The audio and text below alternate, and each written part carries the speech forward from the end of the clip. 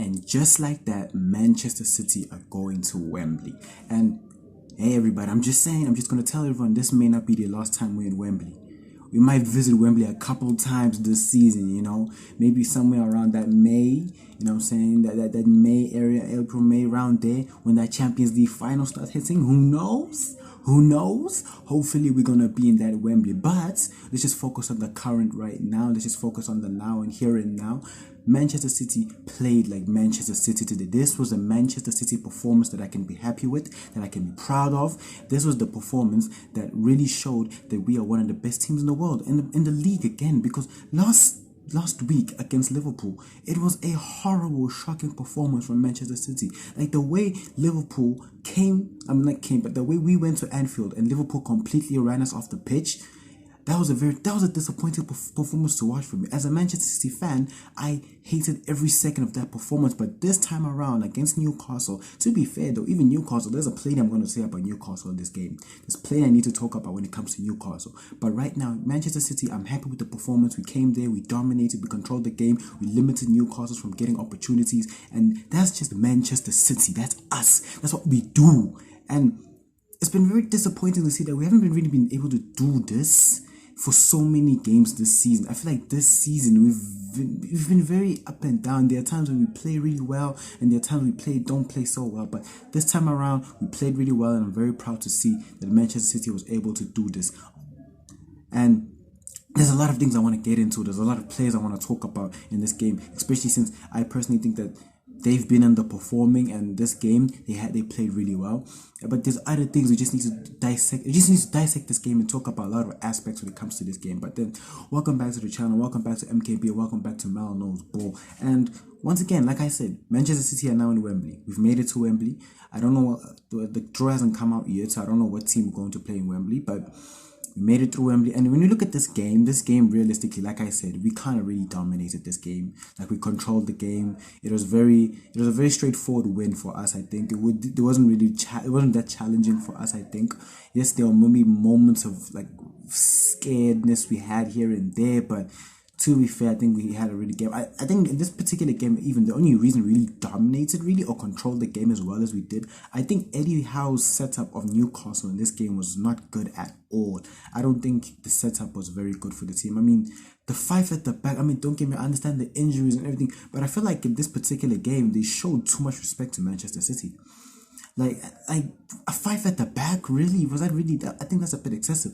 I think they should have just went out there and played their game against Manchester City. Now, understand, like I said, injuries, obviously you need to factor that whenever a manager wants to play a certain way on the day. But the way that he played, I feel like it was just a bit too defensive, and they weren't able to string enough passes together.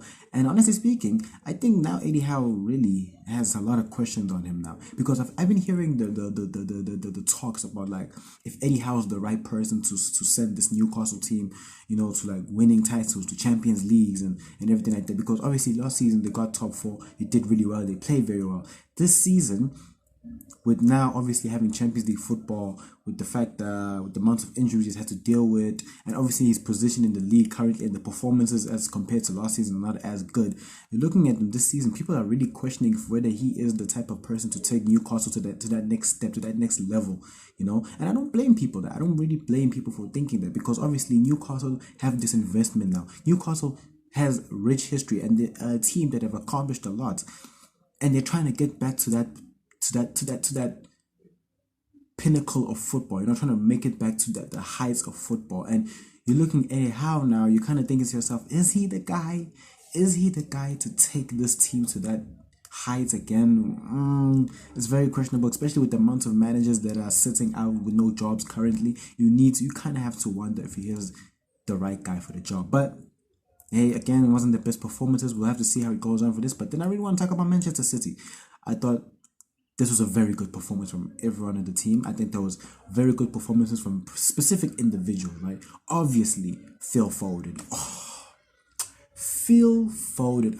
I'm not even going to say anything about Phil Foden, because I've talked all I wanted to talk about when it comes to Phil Foden. I've already made a video on that, so go check that out. But I want to talk about people like Jeremy Doku, right? Jeremy Doku comes into this season, right? This season, Obviously, when he first came, it was kind of like the new shiny toy, everything like that. So there was a lot of hype around him, especially with the way he's like this dynamic winger. He's quick, he's fast, loves to dribble, likes to take his man on. He's that type of player, right? And then, especially, I think the biggest part of this new toy hype of his was especially that Bournemouth game where he got like 5 goal contributions in one game, right? And all of a sudden, people are thinking to themselves, "Oh my God, what a brilliant player, unbelievable, one of the best wingers in the world," and everything like that. But then I feel like we knew, even then, I always questioned Doku because I thought, as much as I think he's really good, I think obviously his ability to take a man on, his pace and everything like that. The one thing I've always questioned that was his final product. I thought his end product wasn't very good. In the final third, I thought he wasn't very good. Yes, obviously he had that anomaly of the game at Bournemouth, but his performances in terms of like when it comes to that final third, I feel like he just lacks certain IQ in certain situation. I think sometimes when he should pass, he just chooses to shoot. And sometimes when he shoots, he should probably just pass it. And I think it was becoming very predictable, even in a lot of situations. Like you kind of just know what he's gonna do before he even does it. Like as a viewer, even I kind of just know. But then in this game, I thought he played really well. I thought he had a very good game personally in this game. I thought he dribbled very well. He went past players very well. And even in this game, he wasn't even playing kind of like how usually you kind of associate Jeremy Doku being like out wide, really just hugging the touchline, everything like that. In this game, he was kind of playing more like an inside forward, more like centrally. That's the way he kind of been picking up the ball in those parts, those areas, and kind of turning and driving with the ball very well. I thought he did that very well in this particular game, and I have to admit it was very good. He had a very good game, and I'm very impressed with what he was able to do. Hopefully now he can keep going with that. You know what I'm saying? Keep playing well. And again, even in this game, I thought his final product wasn't very good. Like whenever he got into the final third, I thought maybe the pass wasn't the best, maybe the shooting wasn't the best, maybe I always question him for that, but he's gonna improve. He's still young, you know what I'm saying? Obviously, if you're gonna improve under any manager, I think Pep Guardiola is probably one of the best managers you can improve under, right? So obviously, hopefully he gets better. I was very impressed with that performance. Manuel Kanji, I was very important. I thought defensively he was very solid. I thought his distribution of the ball was pretty good. You know what I'm saying? I'm very impressed with the way that he played. Rodri was being Rodri again, always just phenomenal. Bernardo Silva, of course, got those 2 goals, deflected goals, you know what I'm saying? But hey, he still needs to put the ball in the back of the net, and I thought Bernardo Silva played very well. Steven Ortega even. I thought Steven Ortega was also very good. I thought there were times where I felt like maybe his distribution could have been a bit better. I think he should have had a bit more variety into his passes, not just this pass of trying to find Erling Haaland all the time. Maybe try distributing to the wing, or maybe just play a much simpler pass. But I thought he was pretty decent. Did well, and even that save against Alexander Isak's shot on goal, I thought he did very well to save it. Because honestly speaking, I think in terms of shot stopping, I think you can argue that Ortega is probably better than Edison, really. I think the thing that keeps Edison obviously in the team is the fact that his distribution of the ball is a key aspect of what helps Manchester City play the way that they play. So obviously I understand why he's in the team and everything. And he's gotten very better in terms of shot stopping over the years anyways. But I'm like, when Edison went down, I wasn't ruining the fact that Ortega's not going to be in the team. I was still okay with it. I wasn't like worried or anything like that. I still think that he's a good keeper, he's a quality keeper, and I think he can do the job for us, right? So I want to see us going forward from now. Hopefully the performances stay at this level, because I thought, again, we played really well, and hopefully the performances keep coming, because I don't want this now to just drop all of a sudden, because we have big games coming up. Obviously that's going to be international break, so we have people will only be resting, some will be playing and everything like that. But we have a lot of big games coming up. I think the next game we have is probably like in the Premier League. I think, what was it, against was it Arsenal? Yeah, I think the next game is against Arsenal. I'm not sure if it's Arsenal or Brighton, one of the two. But we have teams like Arsenal coming up. Obviously in the Champions League, the draw just came out. We have Real Madrid coming up, so that's going to be tricky. So hopefully performances stay pretty high up, right? And obviously, hopefully players also step up, because I have things to say. Erling Haaland, I still have things to say about Erling Haaland. Like, again, this is just one of those situations where really, I mean, yes, he does kind of help build up play in terms of like being that target forward, being able to hold up the ball and everything like that. But I feel like, again, he's just not providing much to the team. If he's not scoring goals, sometimes I just feel like he doesn't provide much more than that, So hopefully he steps up a bit more.